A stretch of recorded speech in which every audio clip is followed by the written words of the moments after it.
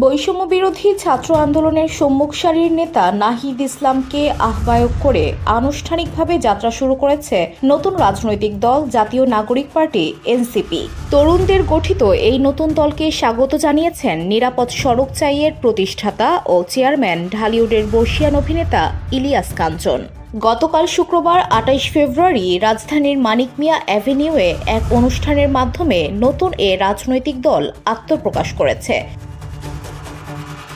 সেই দলটিকে অভিনন্দন জানিয়ে ইলিয়াস কাঞ্চন বলেন, নতুন রাজনৈতিক দল আত্মপ্রকাশ করেছে জেনে তাদের অভিনন্দন ও স্বাগত জানাই। তিনি বলেন, আমি বিশ্বাস করি বৈষম্য বিরোধী চেতনায় উদ্বুদ্ধ তরুণ নেতৃত্বের হাতে নতুন রাজনীতির প্রতি মানুষের প্রত্যাশা অপরিসীম। আমি সবার মঙ্গল কামনা করছি এবং সেই সঙ্গে আশা করছি এই নতুন দল মানুষের আশা আকাঙ্ক্ষার প্রতিফলন ঘটাবে। তারা গতানুগতিক রাজনীতির বাইরে জনগণের কল্যাণে কাজ করবে।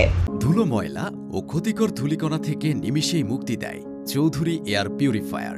এর শক্তিশালী সাকশন ঘরের কোনায় কোনায় লুকিয়ে থাকা সকল ধুলা টেনে ফিল্টার করে এবং বের করে আনে নির্মল ও স্বাস্থ্যকর হাওয়া।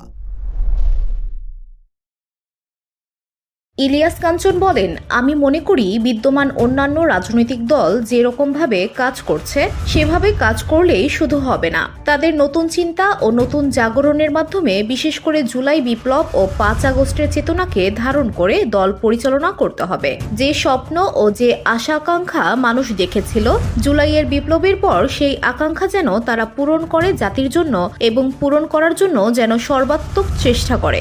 নতুন দলের প্রতি আহ্বান অভিনেতা বলেন, মানুষ সমালোচনা করবে, তবে সেই সমালোচনাগুলোকে আপনারা সুন্দরভাবে গ্রহণ করবেন এবং তার মধ্য থেকে যদি আপনাদের জন্য উপকারী কিছু থাকে সেটি অবশ্যই গ্রহণ করবেন। তিনি বলেন, আপনাদের শুভকামনা করছি, আপনাদের দল অগ্রগতি লাভ করুক। শুধু ক্ষমতায় যেতে হবে তা নয়, ক্ষমতার বাইরে থেকেও অনেক কিছু করা যায়। কাজেই দলের কাজ হলো মানুষের কথা চিন্তা করা এবং তারা কি চায় তা প্রাধান্য দেওয়া। আশা করি সেই কথা চিন্তা করে আপনারা আপনাদের দল পরিচালিত করবেন।